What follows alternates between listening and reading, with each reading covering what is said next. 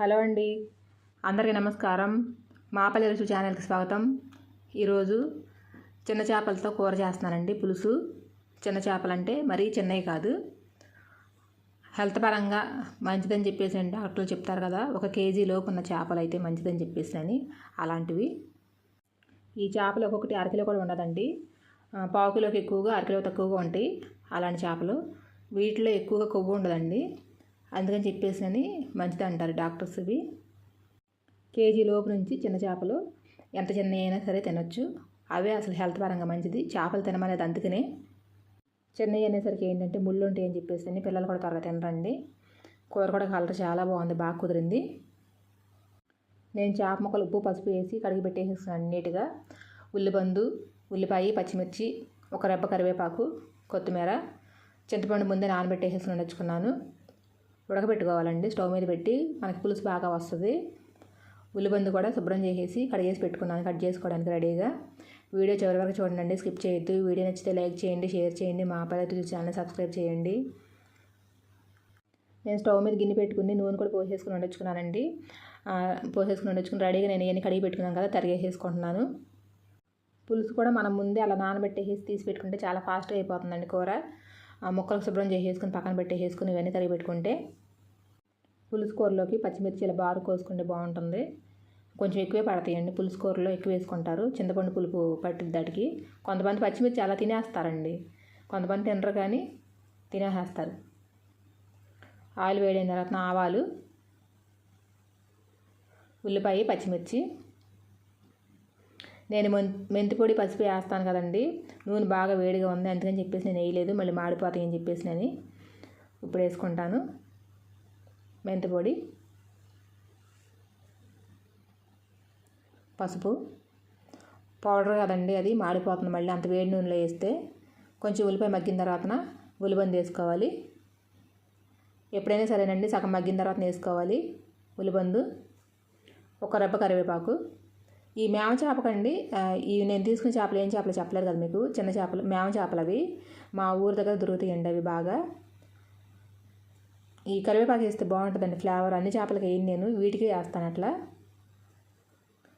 ఉల్లిబంది కూడా వేగిపోయిన తర్వాత అల్లం వెల్లుల్లి పేస్ట్ 2 స్పూన్లు పచ్చివాసన పోయేదాకా వేయించుకోవాలి. ఈ మేమ చేపలు స్పెషల్ అండి, ఎక్కడ దొరకవు, అన్ని చోట్ల మా ఏరియాలో ఎక్కువ దొరుకుతాయి, బాగుంటాయి కూడాను. అల్లం వెల్లుల్లి పేస్ట్ వేగిపోయిన తర్వాత చేప ముక్కలు చూస్తున్నారు కదా, తలకాయలు చిన్న చిన్నవి, చిన్న చేపలండి. ఈ చేప అటు సముద్రం చేప కాదు, చెరువు చేప కాదండి, మీడియంలో ఉంటుంది. అందుకని చెప్పేసి ఆ చేప అంత టేస్ట్ ఉంటుంది అనమాట. సముద్రం చేప అయితే కొంచెం ఉప్పుగా ఉంటుంది, చెరువు చేప అయితే ఉప్పుదనం ఉండదు. ఇది రెండింటికి మధ్యలో ఉంటుంది, అందుకే అంత టేస్ట్ ఉంటుంది చేప. మొత్తం అన్ని చేప ముక్కలు పెట్టేసుకున్న తర్వాత కొంచెం పసుపు, ఉప్పు, కారం వేసేసుకోవాలండి. వేసేసుకుని మనం తిప్పం కదా, చేప ముక్కలు వేసిన తర్వాత గరిటె పెట్టి తిప్పితే ముక్కలు చిదురైపోతాయి. కారం ఎక్కువే పడుతుందండి, చింతపండు పులుసు పోస్తాం కదా, ఉప్పు కారాలు 2 ఎక్కువే పడతాయి. పులుపు ఎక్కువ ఉంటేనే బాగుంటుందండి కూర. ఇది కొంచెంసేపు మగ్గనించుకోవాలి మూత పెట్టేసి. గరిటె పెట్టకూడదండి, ఈ చేపలు త్వరగా మెత్తబడిపోతాయండి. తెచ్చుకున్న వెంటనే వండేసుకోవాలి. ఫ్రెష్గా అమ్ముతారండి, మాకైతే బతికిన చేపలు అమ్ముతారు ఇక్కడ. అవి కొంచెంసేపు మగ్గనిచ్చిన తర్వాత చింతపండు పులుసు. బతుకున్న చేప అయితే టేస్ట్ ఉంటుందండి, బతుకున్నది కాకపోతే కనుక మెత్తదనం అక్కడ వచ్చేస్తుంది చేప, మనం ఇంటికి తెచ్చేదాకా కూడా కాదు. మనకు తెలుస్తుంది, అది ఒకటి చూసి తెచ్చుకోవచ్చు. పులుసు పోసేసి కొంచెం సరిపడిన నీళ్ళు పోసుకుని, ఆ చింతపండు పచ్చితనం పోవాలి కదా, ఉడకాలిగా, కొంచెం వాటర్ కూడా పోసేసుకుని ఉడకనివ్వాలి.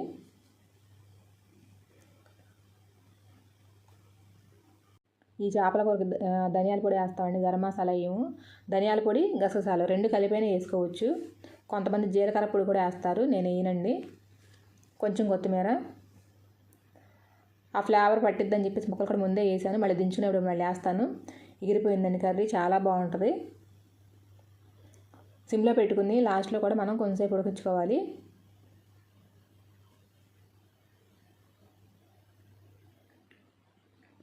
చూడండి ఎంత బాగుందో కలర్ చూడడానికి కూడా కర్రీ. కారం బాగుంటే కలర్ అండి, కూరలు చూడడానికి ఇలా కలర్ బాగుంటాయి. మంచి కారం ఉండాలి నాన్ వెజ్ కర్రీస్కి. ఎగిరిపోయిందండి కర్రీ, చాలా బాగుంది. అందరూ ట్రై చేయండి. నేను మా వారికి భోజనం పెట్టి కూర ఎలా ఉందని చెప్పేసి చెప్పమన్నాను. ఏంటోనండి, మనం అందరం ఆడవాళ్ళం అంతేనా మరి నేను అనుకుంటాను. నేను ఎవరైనా సరే మనం బాగా వండుతామని తెలిసినా ఎలా ఉందని చెప్పేసి నేను చెప్పించుకుంటాం. అదొక సాటిస్ఫాక్షన్ మనకు, అంతే, ఏమీ లేదు.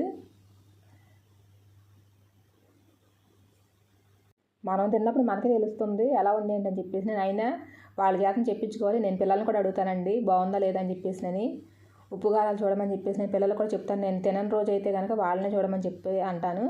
నేను తినే రోజు అయితే నేను చూస్తాను. ఈ కూర వండిన రోజు అండి నేను నాన్ వెజ్ తిన్నాను. ఆ రోజు మా పెద్దమ్మాయి ఇంట్లో ఉంది, టేస్ట్ చేయమని చెప్పేసి అని ఉప్పు కారం సరిపోయింది లేదు చెప్పమన్నాను. తను చెప్పింది.